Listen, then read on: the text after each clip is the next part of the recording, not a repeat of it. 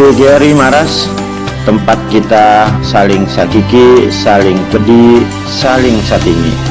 PGRI adalah rumah besar guru, penjaga marwah, harkat, dan martabat guru.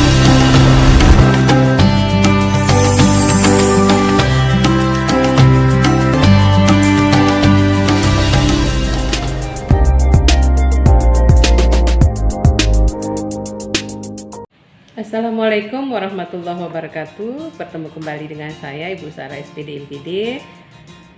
Kali ini kita sudah masuk di episode keempat ya, dari link YouTube yang kita gunakan dari TGRI Kabupaten Sumbawa terkait dengan bagaimana kita bisa melakukan pengembangan diri kita, salah satunya melalui video-video pembelajaran yang kaitannya berisi tentang pengembangan diri kita sendiri sebagai Bapak Ibu guru. Di tema kita keempat ini, kita langsung bagaimana cara membuat RPP atau modul ajar yang berisikan proses berdiferensiasi, bisa dari konten, bisa dari proses, dan juga bisa dari produk siswa. Terkait dengan hal ini, mari kita siapkan waktu kita untuk menyimak video saya berikut ini. Di tema kita yang keempat ini, kita menyusun modul ajar, maka kita akan mengambil salah satu contoh pembelajaran PPKN, di mana di sini materi pokok atau yang ingin kita ajarkan itu adalah bentuk-bentuk praktek ideal dari Pancasila. Tujuan dari pembelajarannya ini adalah menelaah, mempraktikkan, dan meneladani sikap positif para pendiri bangsa dalam perumusan dan penetapan Pancasila sebagai dasar negara. Dengan mengetahui tujuan pembelajaran ini, maka proses yang akan kita lakukan dalam pembelajaran bisa dilakukan dengan langkah-langkah seperti biasa ya, pendahuluan, kemudian kegiatan inti, dan terakhir adalah penutup. Nah, pada kegiatan pendahuluan, Bapak Ibu bisa memulai dengan memberikan salam, berdoa, mengajak kepada peserta didiknya. Kemudian Bapak Ibu menilai kehadiran. Karena di sini dalam menilai kehadiran ini adalah salah satu bentuk dari yang namanya disiplin ya, sehingga Bapak Ibu bisa menyebutkan siswa Bapak Ibu satu persatu, sekaligus juga bisa menanamkan kepada diri kita bahwa kita juga mendata mereka satu persatu. Setelah itu kemudian kita beralih kepada memastikan tugas sebelum yang sudah kita berikan di minggu yang lalu. Terkait dengan materi PPKN yang kita bahas ini, sebelum kita melaksanakan kegiatan pembelajaran hari ini, pembelajaran yang minggu kemarinnya itu adalah tentang materi menghargai usulan konsep rumusan dasar negara yang disampaikan oleh para pendiri negara.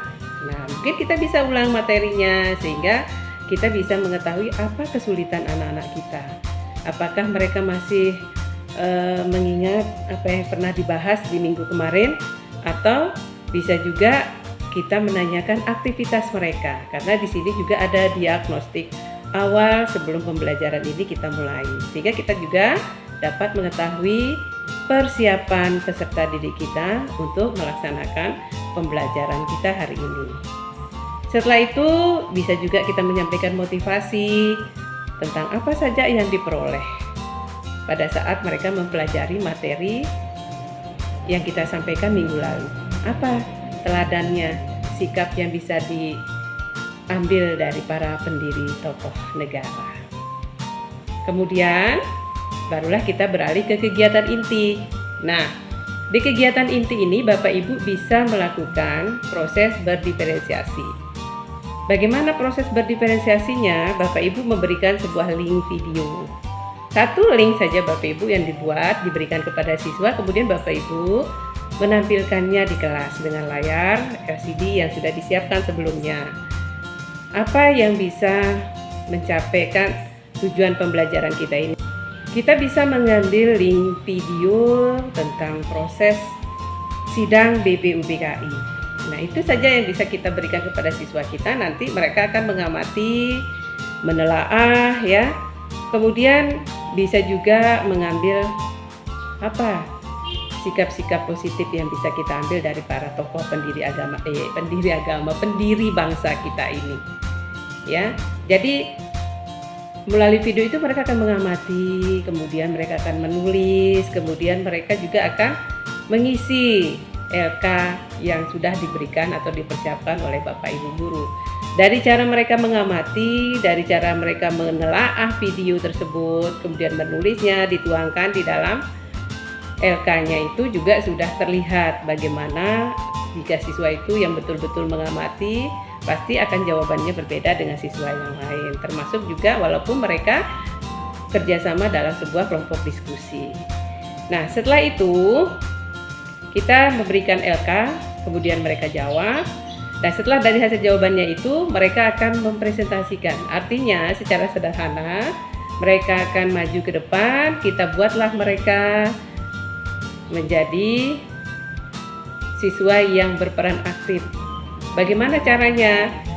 Ya, dalam satu kelompok mungkin di situ ada 5 siswa, bisa diberikan menjadi ketua siapa, sekretarisnya siapa, nanti yang maju moderator siapa, kemudian yang timekeepernya siapa, dan yang menjadi observernya siapa.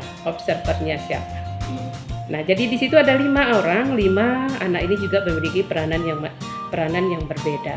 Nah, ini juga kita mengajarkan mereka untuk berlaku aktif selama proses diskusi. Nah, selanjutnya nanti peserta didik ini akan membacakan hasilnya, kemudian nanti akan terjadi tanya jawab. Nah, tergantung dari apa yang ingin ditanyakan oleh kelompok lain. Demikian juga dengan kelompok yang lainnya, masing-masing diberikan waktu, sehingga waktu ini betul-betul maksimal dilakukan selama proses pembelajaran. Bagaimana setelah itu prosesnya sudah selesai mempresentasikan, maka nanti akan ada proses penilaian yang dilakukan Bapak Ibu guru. Nah, itulah pentingnya rubrik tadi yang minggu kemarin kita sudah bahas ya, tentang rubrik terkait dengan refleksi minggu kemarin, tapi bisa juga di sini kita menggunakan rubrik assessment. Apakah itu siswa aktif atau tidak aktif, itu kan guru akan melihat, memantau dari hasil observasinya selama proses presentasi anak.